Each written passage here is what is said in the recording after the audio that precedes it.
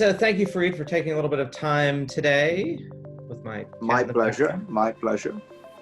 We are, for those of you who are tuning in here, talking about Fareed's new book, 10 Lessons for a Post-Pandemic World. And in case you missed it, it's also there. And it's also right back there, too. So we have it in multi-view. Good branding.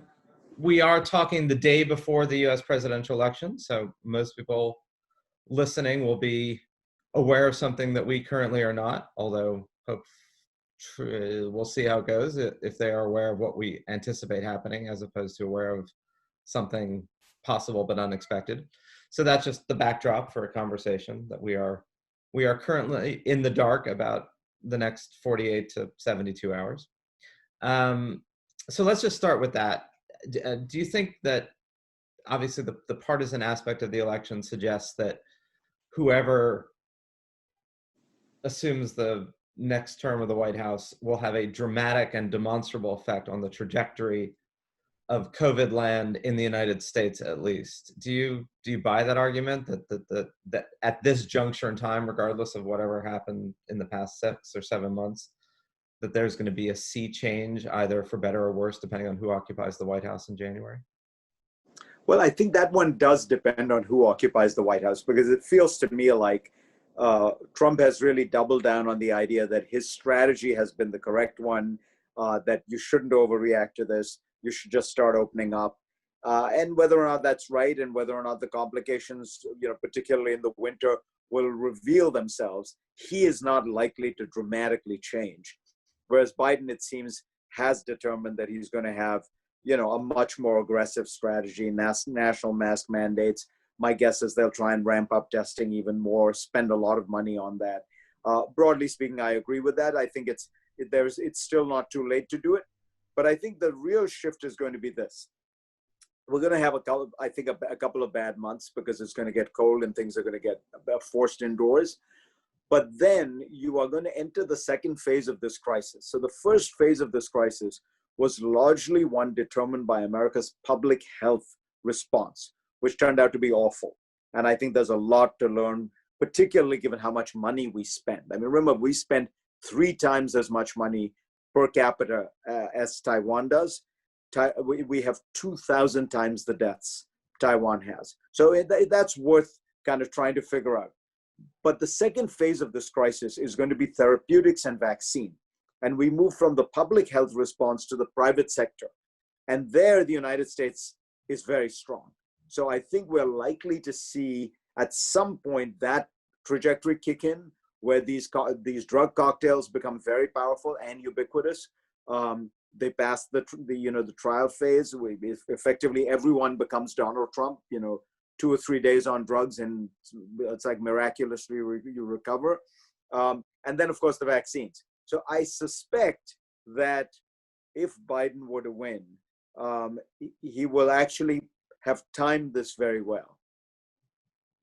I mean, although, you've talked a lot about, and we've certainly talked, and your book certainly talks about moving from the small bore, which is the daily desiderata of what's going on, to the big picture as to what does this all mean in a more long-term sense. And, again, regardless of what happens, or for most people, what will have already happened, there is certainly evidence now of multiple governments in Europe which had been perceived as having done well, now having to shut down or having surges in cases. I mean, the narrative, let's say in September, was look how well Europe did and look how badly the United States is doing. Suddenly, massive surge in cases, places like Belgium, France, with per capita daily cases and actually less testing than a lot of parts of the United States, well in excess of anything the United States has seen, although, in 4 weeks, the United States may see exactly the same thing. But doesn't that change some of the question of, to what degree is this a product purely of sort of who's in power, who's in public health power, versus something more societal? I mean, if you look at, you just mentioned Taiwan, are these apples and oranges? Taiwan's an island, it's 23-4 million people. It's been 40 years of kind of a cohesive sense of an external threat. It's got very good public health protocols and a population used to them because of SARS in the early part of the 2000s. So are we over ascribing if we just get this right, quote unquote, versus there's other things going on? So I think you're asking exactly the right question. And I think the way I would answer it is there's some pieces that are going to be very difficult. There are some pieces that we can easily do. So the point you make about Taiwan is worth thinking about, right? First of all, yes, it's an island. Yes, it's 24 million people. The island thing hasn't helped much because they were getting millions of tourists from China. I mean, 20, 30 times as many as the United States. So they were much more potential infection. Secondly, there are 24 million people, but remember, most American functioning government takes place at the state level. And so most states are not as big as Taiwan, and that's really the relevant mode of authority. It's clear that Taiwan learned from SARS. And in fact, they didn't do so well in SARS. They made many of the mistakes that New York State made in terms of keeping people together in nursing homes and things like that. But, and here's the crucial part, they learned.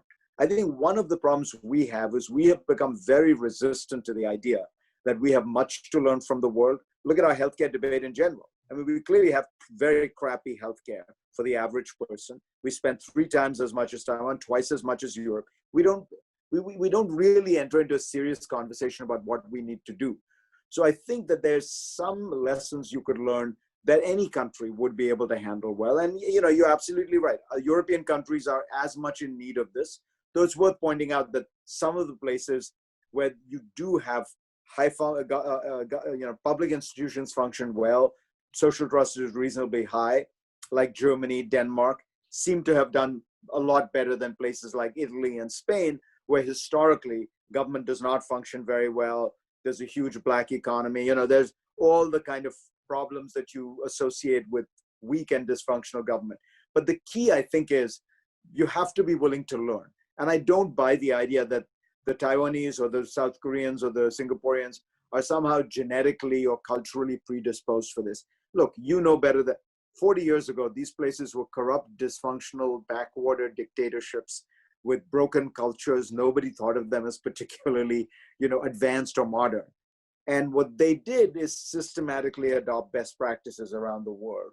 So I think there's a lot of room to maneuver before you hit the point at which you say, we are more individualistic and therefore we just can't go, this last few steps we just can't take. And those probably do exist, but we're well away from being able to get to that point.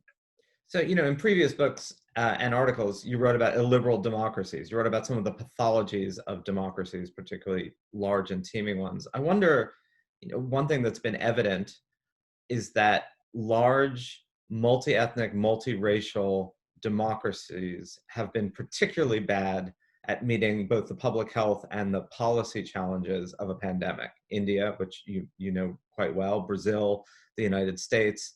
The exception to that is Canada, which is large geographically, but it's not large the way those are large in terms of just population numbers. The United States population is close to 340 million. Canada's a bit over 30. I mean, is there something just systemically, the upside of these cultures is that they're teeming and they're roiling and they're somewhat chaotic, and that can lead to lots of creativity and it could lead to lots of disruption in a positive and negative way, but that this kind of challenge that requires everybody rowing the boat collectively, they are simply not able to do? Yeah, I mean, I hadn't quite thought about it until COVID, but the point you make is exactly right, and the correlation seems to be there. As you know, there's a long literature about divided democracies. I think the political scientist Donald Horowitz wrote a book about this, on how ethnically divided countries find it hard to make democracy work, because it very often becomes tyranny of the majority, because you have these ethnic divides, and you have, particularly in a place where there is a clear majority and a clear minority, Hindus versus Muslims in India, the Anglophones versus the Francophones in Canada. But I think that probably the size of these places is more the issue, and the anti-statist tradition. Because if you look at your exception, you're exactly right. India, America, Brazil have done badly. Canada has done just fine. And India, the United States, and Brazil all have for in the United States, in the U.S. case, for ideological reasons and anti-statist tradition.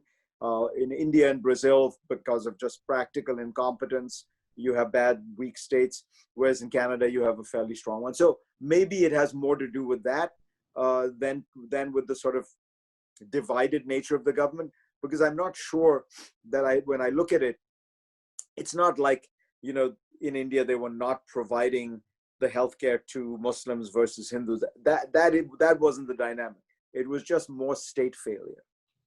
I mean, it's funny, the United States, and certainly in media land, the set that Americans judge themselves against tends to be the set that is doing particularly well in this crisis, right? So there's a lot of talk of, why aren't we doing as well as Taiwan? And why aren't we doing as well as New Zealand? And why aren't we doing as well as the Scandinavian countries?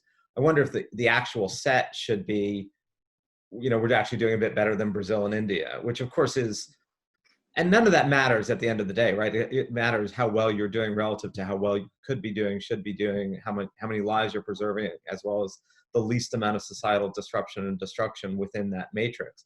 So I'm not actually saying, we're better than Brazil, so we should be sitting here going, isn't things great? But I do wonder whether we're looking at the wrong, we're judging ourselves against the wrong sample set, as it were. I think that the more relevant one I think would be, and you're right, but it would be more Italy and Spain, because I mean we spend on healthcare, certainly compared to India, maybe 50 times per capita what India spends on healthcare. We should be doing a little better than that.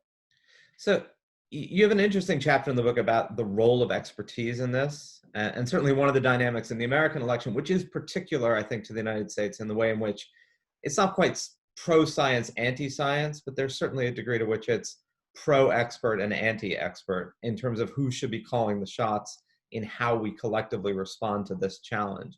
And that's a long tradition in the United States, a kind of an anti-elitism, and that's not a new 2020 reality, but it's become much sharper and much more acute. But part of your point about expertise is that, your chapter about we need to listen to experts, but experts also need to listen to us. Do you see any evidence of that changing within sort of the public health, how public health authorities think about the best way to implement the best policies? Because there's certainly a lot of talk of, if you were the purest form of full mitigation, full social distancing, shutting down, you name it, then X, Y, and Z would happen versus whatever's happening. I'm not sure I see the evidence of so much change, but maybe it's just because the only people we listen to are the people who get to be on air versus not. I mean, is this a longer term change versus one that we're seeing any evidence of? Yeah, and I would add, to the people we get to see on air typically tend to hold the most extreme views or the most robust, So I actually do think, I'm an optimist in general. I think we're going to learn a lot from this. So I think the experience of the lockdown was very important, because I think it made a lot of people realize, you can't keep doing. I mean, this is not something easy and simple and pain-free to do. This has devastating effects. Think about it. We just did a 3-week lockdown in the United States, and Congress has already spent $2 trillion, and there's talk about spending $2 trillion more, right? I mean, this is like just beyond the realm of possible. Now, a lot of that is because it wasn't just the lockdown. It was because people retreated for fear of the pandemic, not whether or not there was a lockdown or not. But clearly the lockdown massively exacerbated that, because it literally forbade and made illegal the resumption of normal economic activity. So you watch the Europeans as they go into their second lockdowns, they're very different from the first. There are a lot more things that are open. Even restaurants are being allowed to be open till 6 o'clock. They're trying to find ways that people can continue to operate their businesses and operate economic activity in some way while still, attending to the healthcare. I would like to see even more attention, frankly, paid to the technological aspects. Like, I would like to know if, in fact, airplane travel has turned out to be so safe because of these filters. Why don't we start mandating that these filters be placed in at least large restaurants and hotels? Why doesn't the government start subsidizing the use of these filters?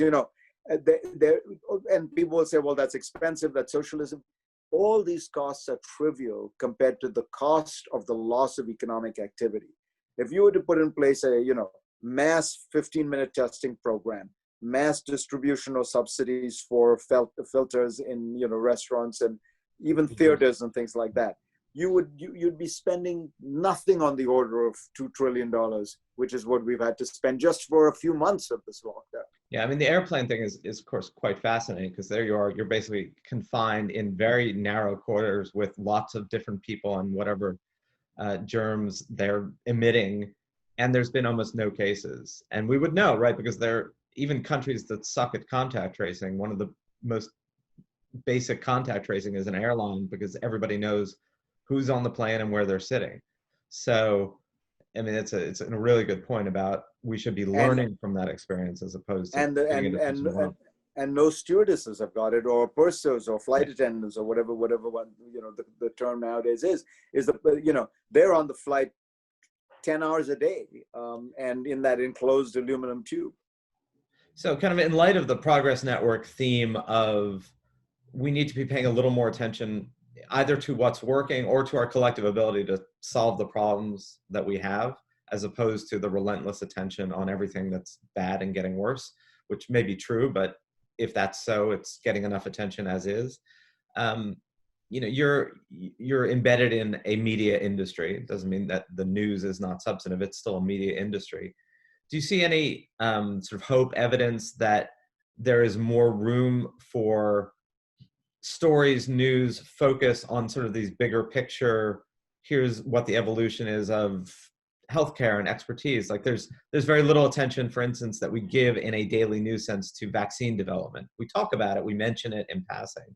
There's rarely a 5-minute segment where someone like goes into a lab and looks at the doctors developing the vaccines. I'm sure there's one, but it's not.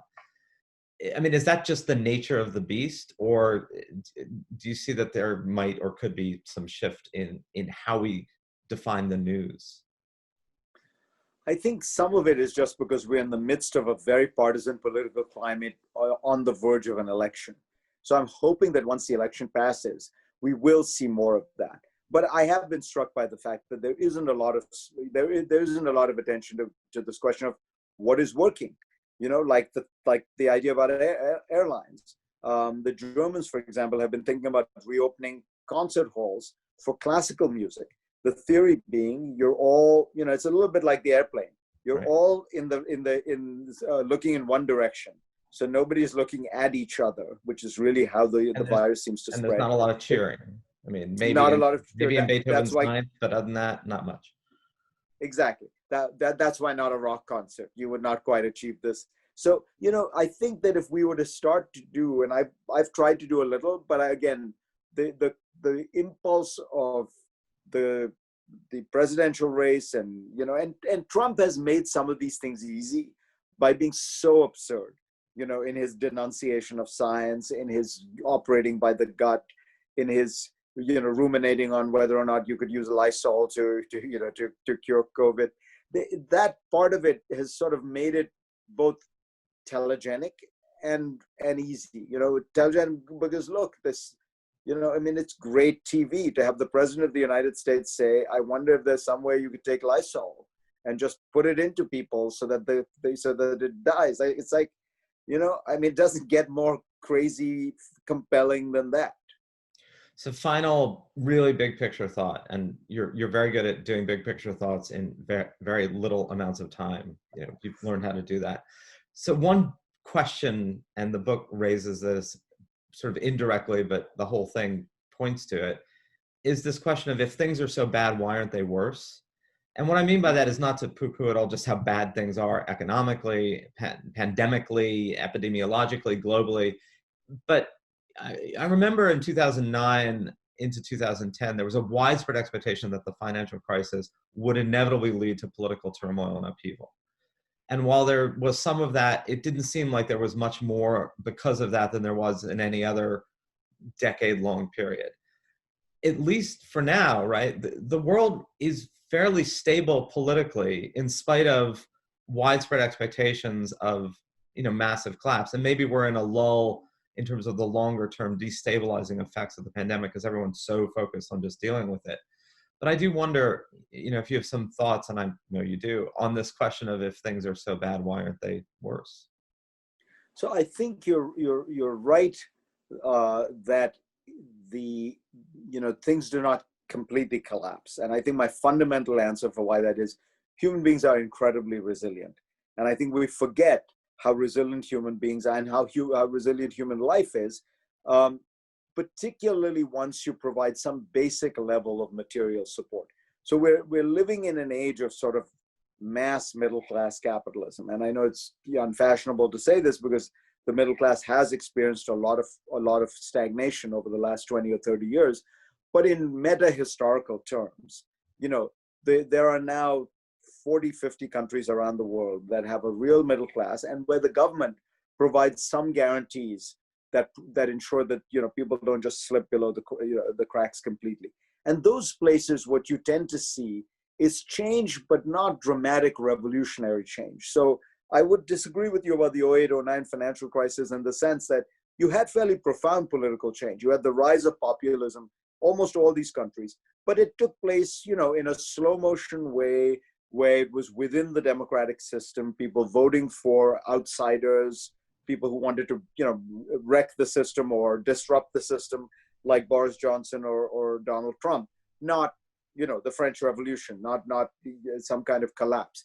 So I suspect that, look, if we are not able to handle the dramatically rising inequality that is going to be the result of COVID in this pandemic, the way in which people like you and me are able to continue to work just fine, just the awkwardness and weirdness of Zoom and such, versus everybody working in restaurants, hotels, cruise ships, retail, who are in a kind of Great Depression-like scenario.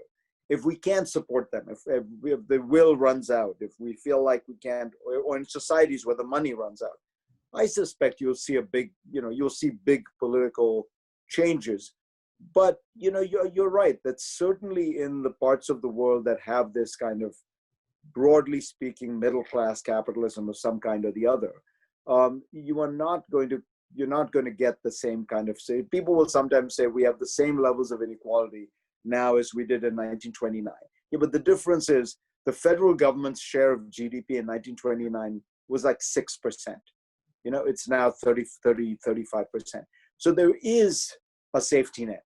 And that safety net means that you're not going to have the kind of revolutions, which is, of course, was the reason why people like Franklin Roosevelt kept arguing, what I'm doing is saving capitalism, not destroying it. Right. And I think what you're describing, this phenomenon, is a powerful reminder that, social democracy has saved capitalism because it has made it difficult to be completely radical and revolutionary in the context of these inevitable sharp downturns.